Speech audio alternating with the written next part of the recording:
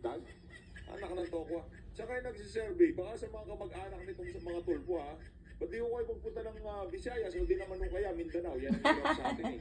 Baka yung magkakaparehas lamang yung mga sinesurvey na itong sa Yes. na to kaya hindi nagbabago yung resulta nila. Lagi na lang nauunin Hindi ka panipaniwala yan.